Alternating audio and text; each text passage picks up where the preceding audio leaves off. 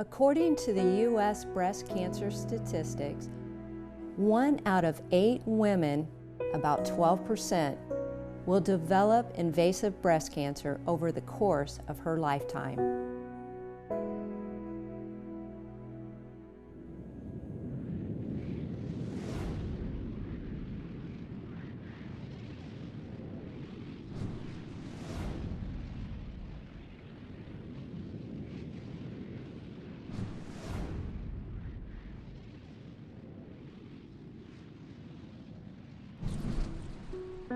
It was just another routine mammogram.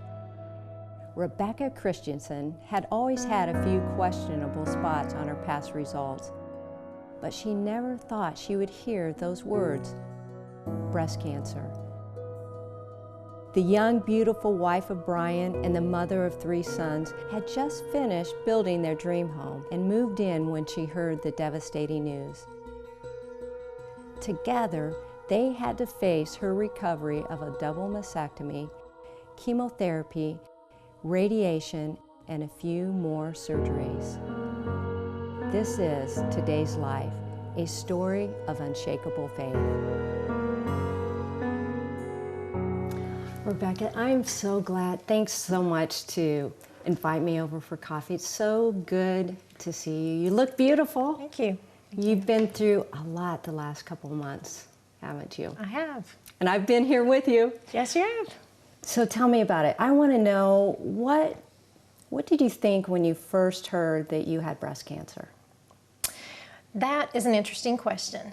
And to explain that, I have to go back 2 years and say that I, 2 years ago, had a lump that was removed that the doctors believed was going to be malignant, and it was not. But during that whole experience, I had a real peace that it's not going to be malignant and everything's going to be okay. And that's the way it turned out.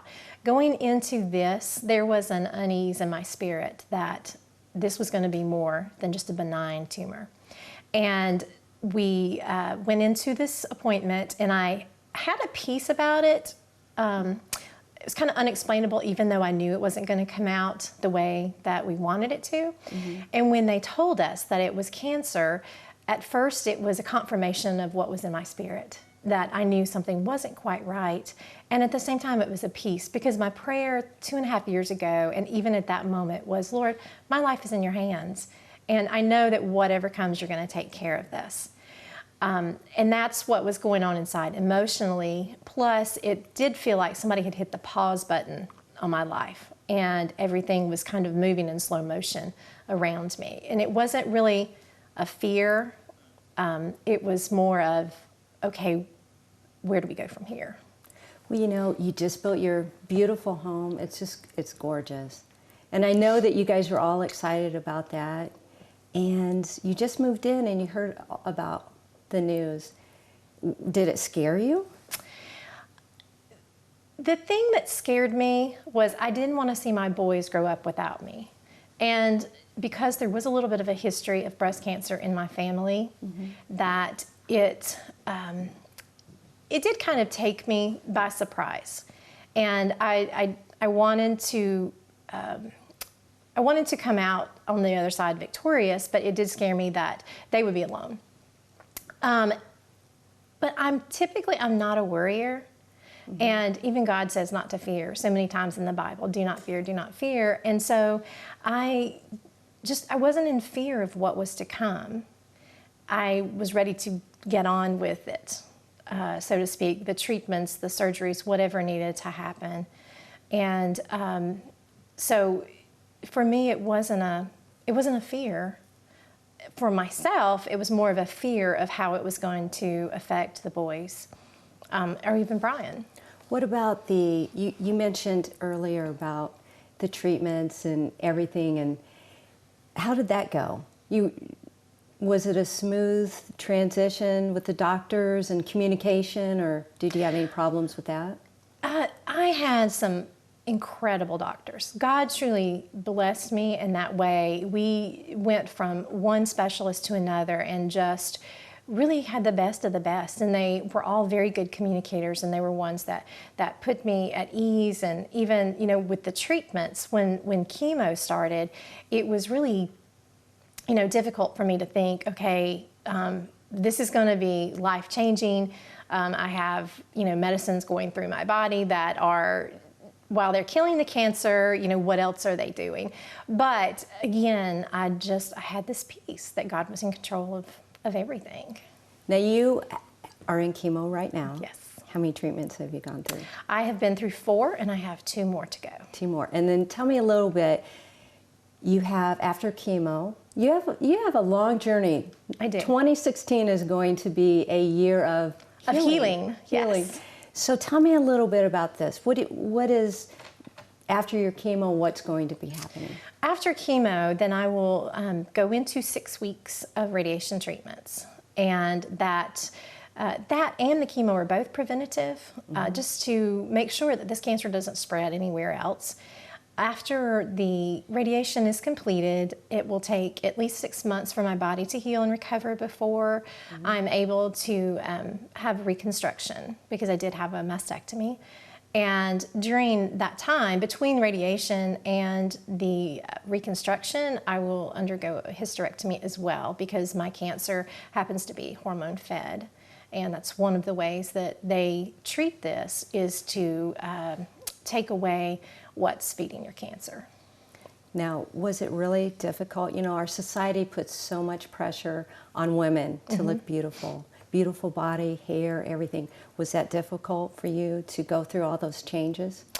The mastectomy was not so much, because for me, having a family history, Brian and I had discussed this before, and we knew that given the choice, that was what we would choose to save my life. And physically, for me, I didn't struggle with that. But losing my hair was a whole different story. Oh, because because you had gorgeous, and long, thick brown hair. And as women, we do identify with the way we look. And our hair. Something about our hair, and whether. But look how beautiful you look. But, it doesn't matter how short or how long it is, it's devastating, because you feel like that takes away from you the one thing that makes you feel feminine. But in the end, I had to realize that even losing my hair was what was going to end up saving my life. And you know what? God tells us that we're beautiful regardless of what. So many people look at the outside, but you just radiate within. The joy just comes out. Thank you. Thank you. I definitely have the joy in my heart, and I want that to come out. And because people are going to feed off of what I am radiating, and if I'm not fearful, they're not going to be fearful.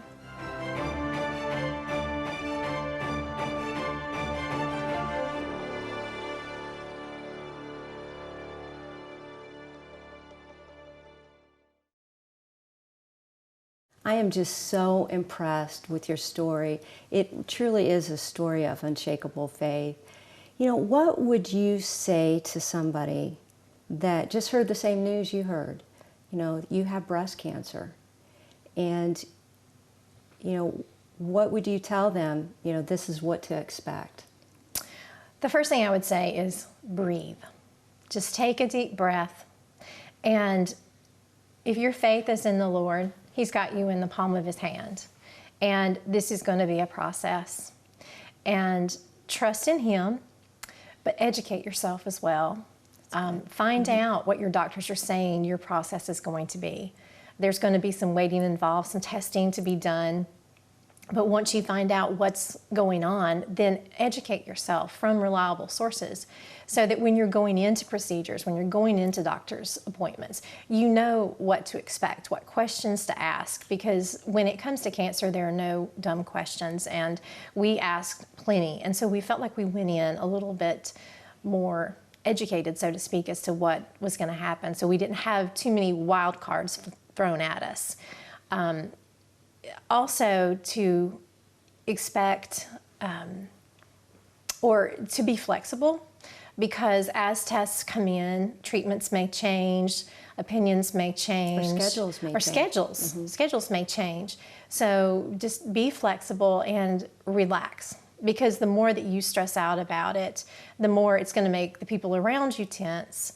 And when you don't know what to expect, it's hard to relax, but it's very important in the process. Well, I know you've had issues with, even getting your port in, and going through the surgeries and your sutures and all the drains and everything. How have you handled all that? One day at a time. It has been not really the battles that we thought we would face. It's been the small things that have kind of thrown us off, and having a lot of pain with having, the port put in. And I remember you had to switch them back, or you thought it was going in one side and they put it in the other side. And it's really caused you a lot of pain, hasn't it? It has, because it was not on the side that the oncologist really wanted it on. But we're working around it, and it was a more difficult procedure, I think, even than my mastectomy, just because of the way that my body reacted to it. And dealing with the drains and things after surgery, it was more of not pain, just as it was just bothersome, to deal with them. And we just took one day at a time that we could. What about, did you have any situations where, I know that when you were even waiting to hear if you had breast cancer, and it took weeks. Right. Any other situations like that when you were waiting? And it's a waiting game. We had a week only that we waited between the biopsy to find out the results, but then we had about a week before we had a surgery date. And then from then, there were 6 weeks before my surgery. And when I look back, I remember we were just so frustrated it was going to be that long, but I see how God worked in those 6 weeks, because I'm not a patient person. And He was teaching me patience through this, because during that 6 weeks, my husband was able to take a training trip that he needed to and be gone for 2 weeks, that he wouldn't have been able to do later as easily. We were able to purchase my son's car and have that, because he was able to take his brother's places, while I was in surgery, and his dad was taking care of me. And there were so many things. I was able to get my literal house in order. We had just moved in May, and there were still things that needed to be done, and things that I knew I wouldn't be able to take care of after surgery. So when I look back, I realize how God worked even in the waiting. But then there was waiting after surgery to find out, was it just what we thought it was going into it, 3 tumors, to find out a week later, no, there were 6 tumors. But even though you're busy and doing all these things, and keeping your mind occupied, there's that still, voice that, you still have the cancer. And did that ever bother you in the quiet moments in the evening, or when you're alone with the Lord? No, I don't think it did, because I knew this was all a process of taking care of the cancer. And I was totally resting in Him, because, He gives a peace that the world can't. And when I start looking on the internet, and that was one thing we did, we tried to stay away from everybody else's results or everybody else's opinions. You need to do this, exactly. You need to do that. Exactly, and because I knew God was going to lead us in the right way. There were times that, yes, I would cry and be like, why am I going through this? And I don't understand it. I know, God, you're going to use it, but it didn't make it easier. And even though I stayed positive through it all, there were still moments when you just wanted to just cry, and those times, fortunately for me, were very few and far between, but they were still there. You are so strong. You're so strong in your faith. Tell me about your faith. Tell me about, when you accepted the Lord and where He's brought you. You could look at my life and my testimony in that I've been in church since 9 months before I was born. I was raised in church, and at 8 received Christ as my Savior. And for me, I didn't have this great miraculous testimony that God saved me from. But I know now, because I was saved young, I was saved from a lot of things in this world. And as I've grown, that faith has just matured, and I've learned to trust in Him and know that He has my best interest at heart. There's been so much in life that I look back and I know I couldn't have gotten through without Him. And with this, it's been amazing My faith has grown just by having others surround me and pray for me, and know that even when I was in surgery or under the influence of medications and stuff, that there were people, hundreds of people, just praying for me. Praying for you. And it gave me faith in those around me, and knowing that God truly loved me, and that He was showing that even through those that were taking care of me. And He's shown me patience and things that I never would have seen if I hadn't walked this path or be on the journey that I'm on. You know, it's amazing you say that He's teaching you patience, and it's always a hurry up and wait process. But He tells us in Psalm 46:10, be still and know that I am God. That's right. That's right. And so this time in my life is a time of just being still and letting Him fight for me.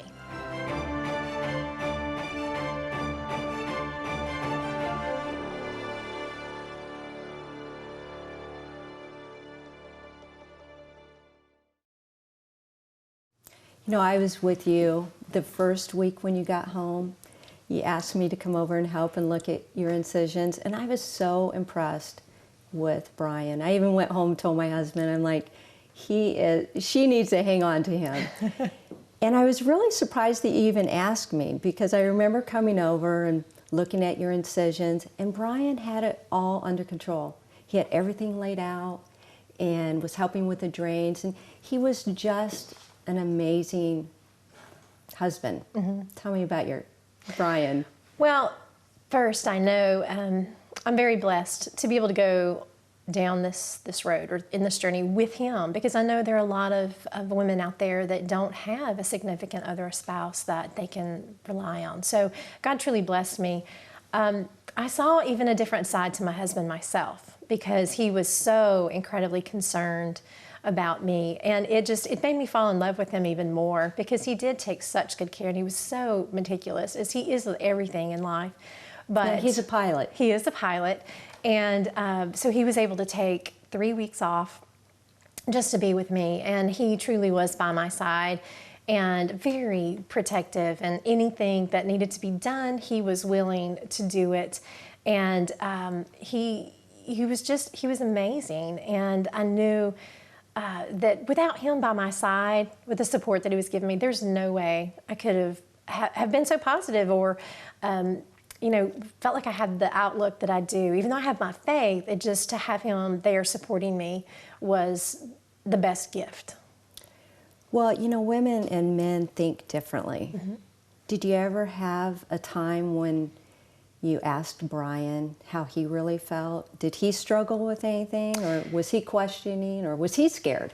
Well, he was my rock, and he let me have the times that, I would cry or question or be mad.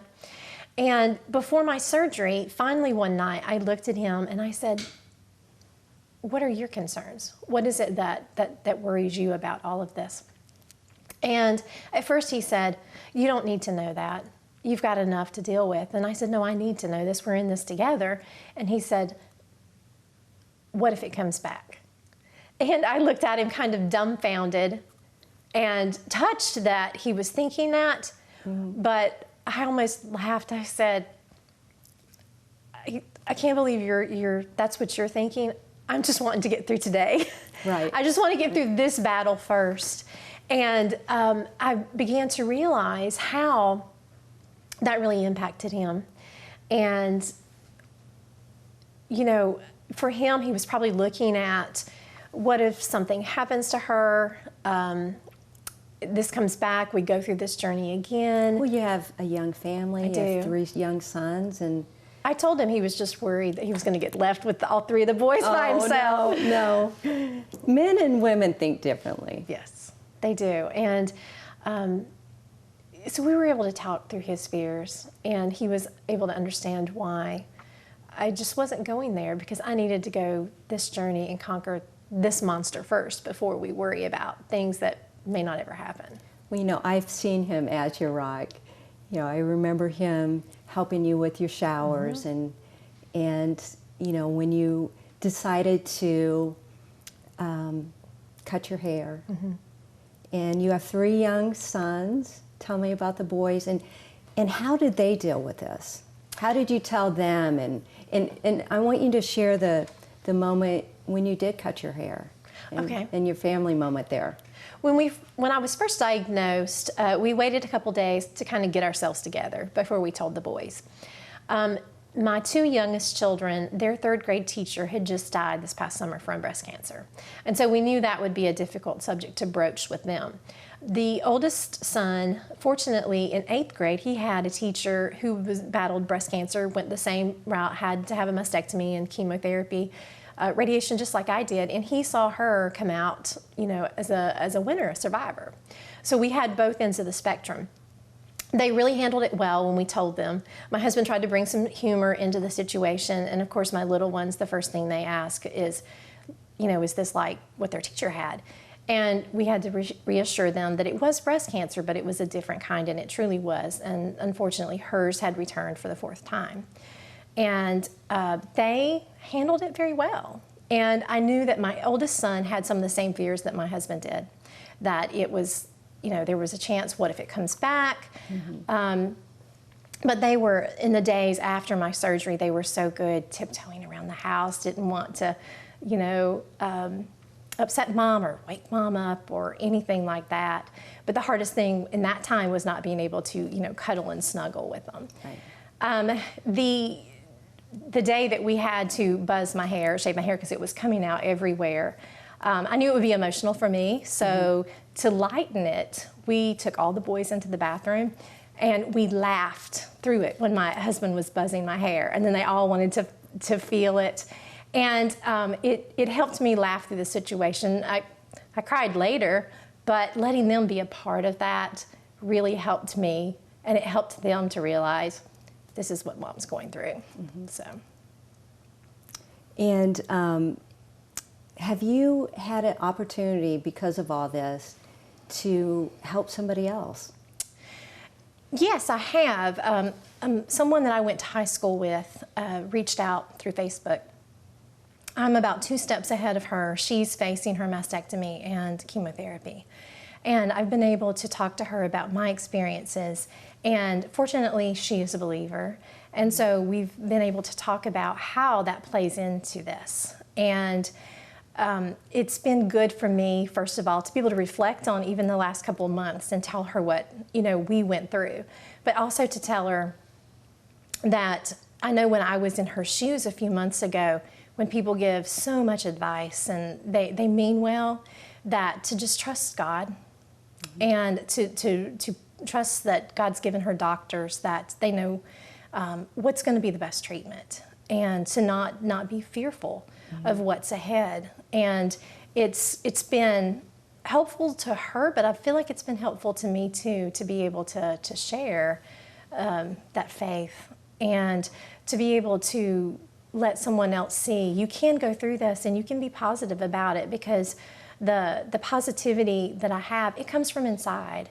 And it's because the joy that I have and my unshakable faith is projected from what's inside comes out. What would you say, last few moments, to somebody that isn't a believer? Don't wait until a big moment in your life like this to decide you need faith.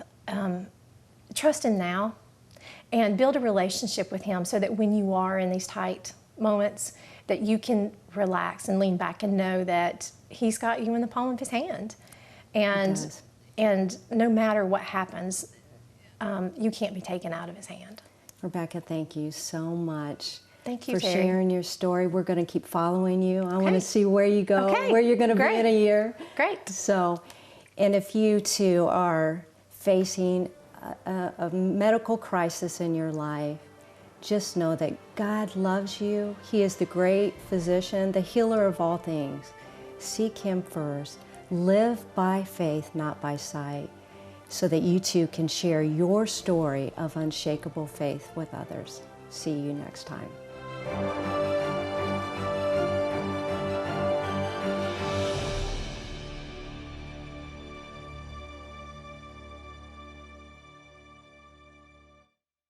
Cornerstone Television wishes to thank all our faithful viewers whose consistent prayers and financial support have made this program possible.